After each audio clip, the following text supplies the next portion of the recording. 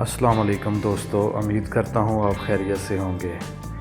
آج کی ویڈیو میں ہم آپ کو باکو شہر کی سیر کروانے کے ساتھ ساتھ آذربائیجان کے متعلق معلومات بھی دیں گے اور اس کی تاریخ اور کلچر پر بھی روشنی ڈالیں گے، اور اس کے ساتھ ساتھ پاکستان اور آذربائیجان کے تعلقات پر بھی روشنی ڈالیں گے، اور یہاں کے لوگوں کے پاکستانیوں کے بارے میں کیا تاثرات ہیں وہ بھی آپ کے ساتھ شیئر کریں گے۔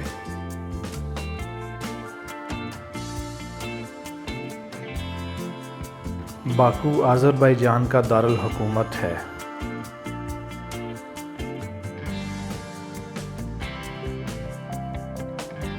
ہم اپنے ہوٹل سے میٹرو ٹرین پر سفر کر کے باکو مین سٹی پہنچے۔ اسٹیشن سے نکلتے ہی یہ بھائی مل گئے جنہوں نے اپنا تعارف بہرام نام سے کروایا اور بتایا کہ پیشہ کے اعتبار سے یہ گائیڈ ہے اور کسی ٹور ایجنسی سے تعلق رکھتے ہیں جو آذربائیجان کے مشہور مقامات کی سیر کرواتی ہے۔ انہوں نے اپنے آفس چلنے کی دعوت دی جو کہ ہم نے قبول کر لی اور ہم چل پڑے۔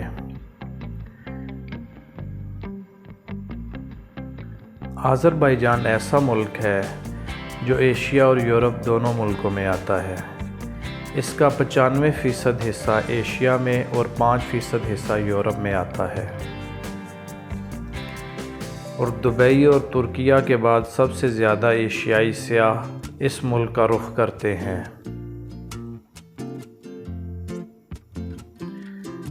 آذربائیجان کو لینڈ آف فائر بھی کہتے ہیں۔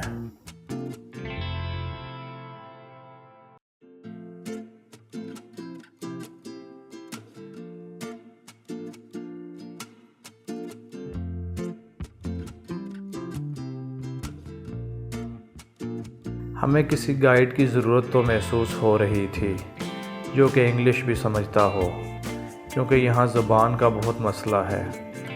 دوسرا، کچھ ایسی جگہ ہیں جہاں گائیڈ کے بغیر جانا کافی مشکل تھا، لیکن کل کے ٹیکسی ڈرائیور کے بیڈ ایکسپیرینس کے بعد کافی حد تک ہم محتاط بھی ہو گئے تھے۔ سو چیک کرتے ہیں یہ ہمیں کیا پیکج دیتا ہے۔ اگر ہماری بات بن گئی تو چلے جائیں گے، ورنہ کوئی اور دیکھیں گے۔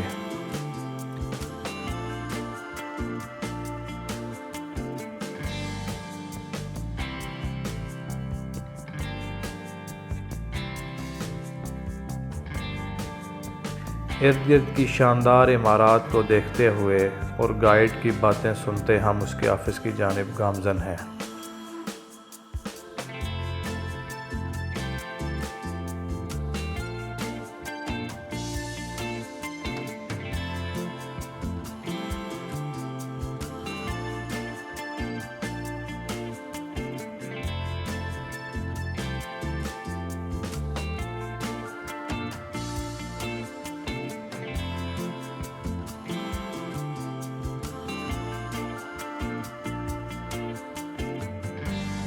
تو ہم پہنچ چکے ہیں۔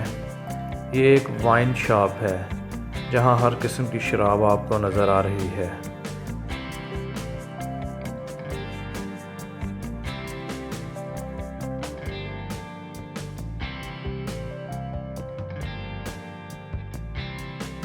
اس کی بیک سائڈ پر ان کا آفس ہے۔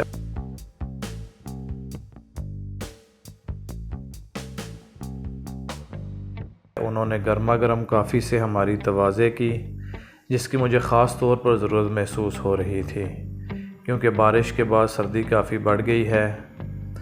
تفصیلی گفتگو کے بعد ہم نے ان سے ٹائم مانگا کہ ہم آپ کو شام کو بتائیں گے، اور آفس سے نکل آئے کیونکہ مجھے سردی سے بچنے کے لیے کوئی جیکٹ وغیرہ لینی تھی۔ بہرام گائیڈ بھی والنٹیرلی ساتھ چل پڑا۔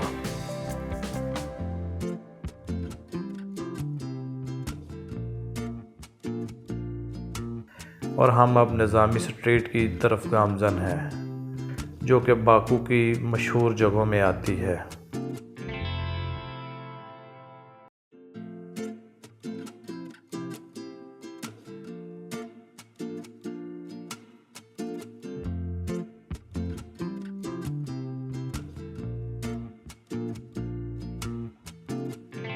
یہ اسٹیچو آذربائیجان کے مشہور شاعر نظامی گنجاوی کا ہے۔ معذرت چاہتا ہوں اگر میں پرناؤنس کرتے ہوئے غلط بول رہا ہوں۔ اسی کی مناسبت سے اس تمام ایریا کو نظامی اسٹریٹ کہا جاتا ہے۔ مقامی لوگوں کے مطابق مشہور و معروف لیلا مجنوں داستان کا خالق نظامی تھا، جس نے سب سے پہلے یہ داستان لکھی۔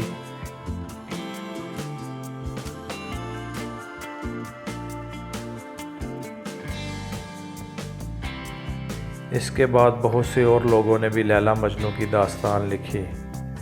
جیسا کہ میں نے پچھلی ویڈیو میں بتایا تھا، باکو میں تقریباً یہاں کے تمام مشہور شخصیات کے اسٹیچوز موجود ہیں۔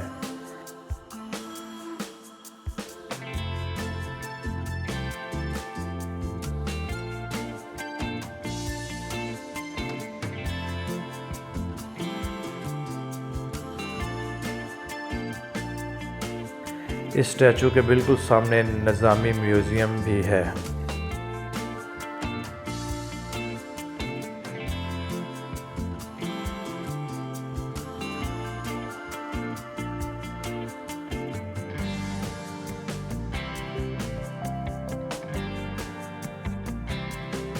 یہ اولڈ باکو سٹی کی ایک جھلک ہے، جس کی سیر آپ کو اگلی آنے والی کسی ویڈیو میں کروائیں گے انشاءاللہ۔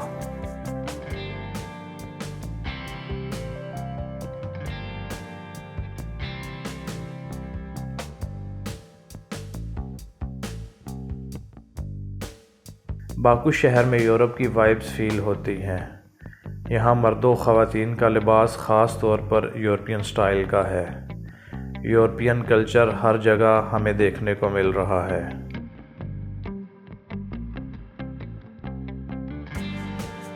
نظامی سٹریٹ وہ جگہ ہے جس کی رونق رات کے وقت دیکھنے سے تعلق رکھتی ہے۔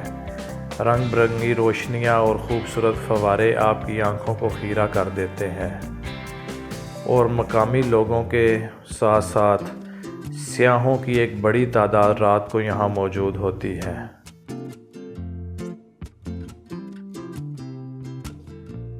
یہاں کیفیز، ریسٹورنٹس، کلبز کی بہتاب ہے۔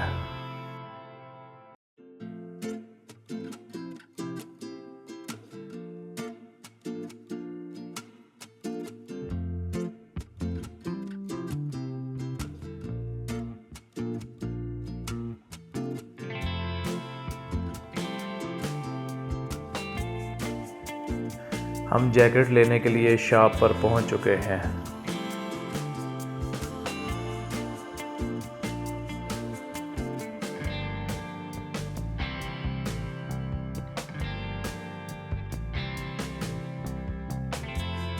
سردی کو مد نظر رکھتے ہوئے اپنے لیے ایک گرم اپر پسند کیا، جو کہ ذرا مہنگا ہی ملا، پر سردی سے بچاؤ کے لیے یہ ضروری تھا۔ آذربائیجان کی ٹوٹل آبادی تقریباً 1 کروڑ 4 لاکھ کے قریب ہے۔ یہاں سب سے زیادہ آذری زبان بولی جاتی ہے، لیکن رشین زبان بولنے والوں کی بھی تعداد کافی ہے۔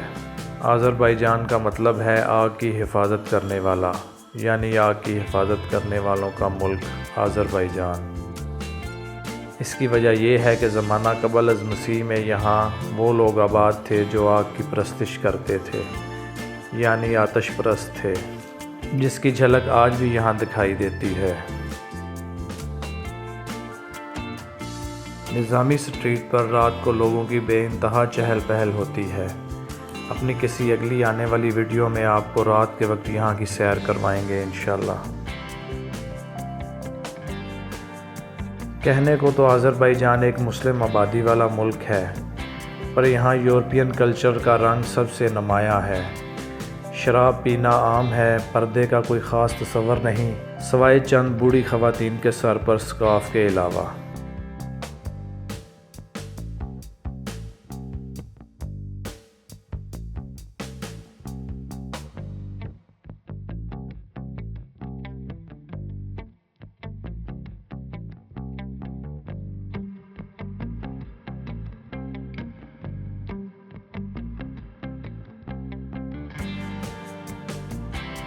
نظامی اسٹریٹ پر سڑک کے اوپر ہی دونوں اطراف نہایت خوبصورتی سے آراستہ ریسٹورنٹس اور کیفیز کا سلسلہ ہے۔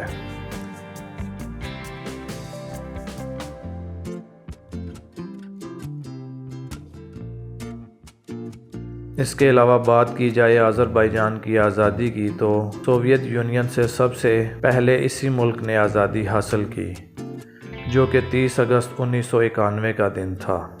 آذربائیجان کی مضبوط معیشت کا دار و مدار یہاں پر موجود گیس، خام تیل اور دوسرے قدرتی ذخائر کی بڑے پیمانے پر موجودگی ہے، جو کہ یہ دوسرے ممالک کو ایکسپورٹ کرتا ہے۔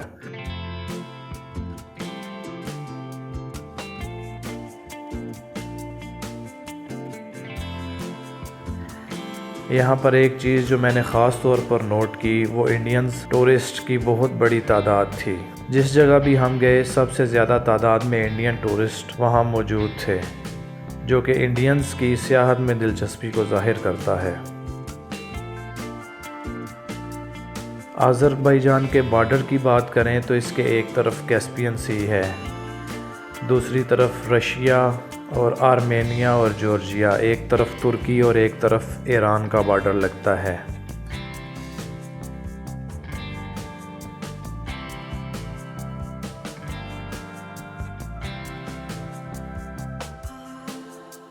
یعنی کہ آذربائیجان کافی ملکوں کے ساتھ اپنا بارڈر شیئر کرتا ہے، جس میں سے آرمینیا کے ساتھ اس کے کافی برے تعلقات رہے ہیں۔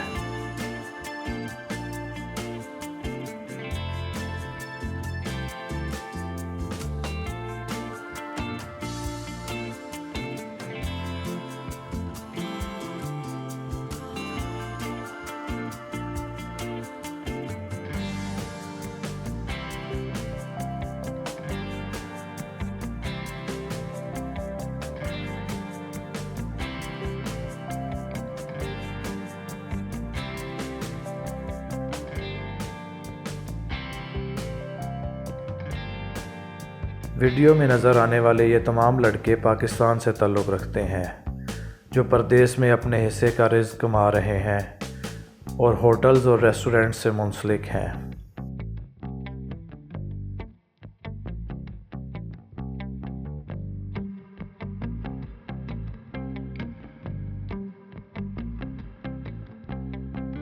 جہاں تک آذربائیجان کی پاکستان کے ساتھ تعلقات کی بات ہے تو ہم ابھی نظامی میوزیم گئے تھے۔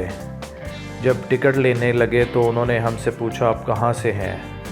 ہمارے پاکستان بولنے پر انہوں نے ہمیں یہ کہہ کر خوشگوار حیرت میں مبتلا کر دیا کہ پاکستانیوں کے لیے ٹکٹ فری انٹری ہے، اور خود ہی اس کا ریزن بھی انہوں نے یہ بتایا کہ آذربائیجان کو ریکگنائز کرنے والا پہلا ملک پاکستان تھا، اور اس کے علاوہ دوسرا آذربائیجان اور آرمینیا کانفلکٹ میں پاکستان نے آذربائیجان کی عسکری معاونت بھی کی۔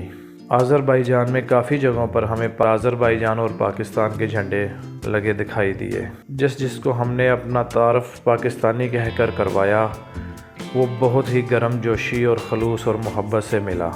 آذربائیجان کی 97% آبادی مسلم ہے اور باقی 3% دوسرے مذاہب سے تعلق رکھنے والے لوگ ہیں، لیکن ان کے آئین کے مطابق آذربائیجان ایک سیکولر ملک ہے۔ مسلم آبادی میں 80% شیعہ مسلمان اور 15% سنی مسلمان ہیں۔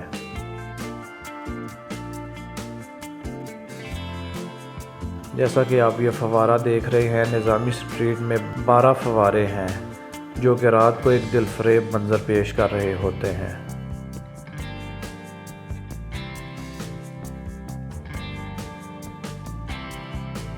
یہ اسٹیچو نظامی اسٹریٹ کی ایک مشہور سائٹ ہے، جس میں ایک لڑکی سر پر چھتری تانے ایک ہاتھ میں موبائل کان سے لگائے کھڑی ہے۔ رات کے وقت اس کے ساتھ تصویر کھنچوانے والوں کا رش لگا ہوتا ہے۔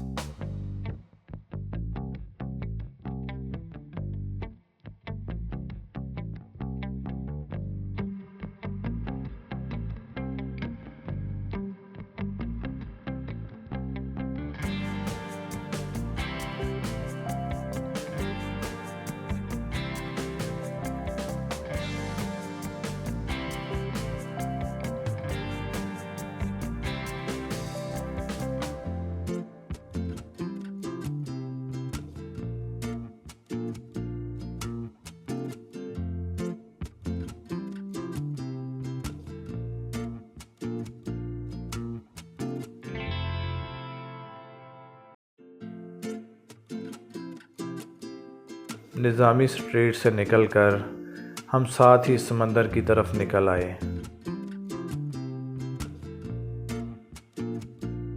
جہاں پر ٹھنڈی تیز ہوا اور سمندر کی لہریں ایک رومانوی ماحول پیدا کر رہی ہیں۔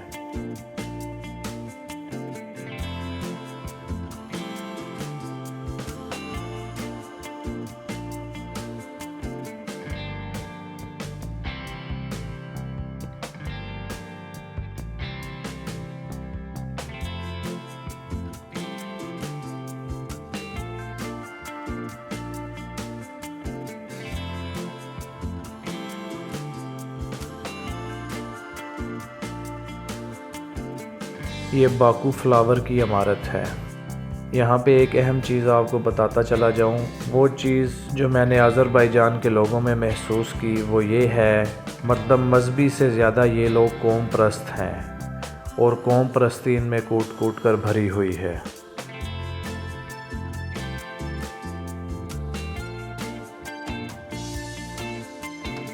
تو دوستو، اگر آپ کو میری ویڈیو اچھی لگی ہو تو میرے چینل کو سبسکرائب کریں، ویڈیو کو لائک کریں اور شیئر کریں، اور اپنا بہت سارا خیال رکھیے گا، دعاؤں میں یاد رکھیے گا۔ اللہ حافظ۔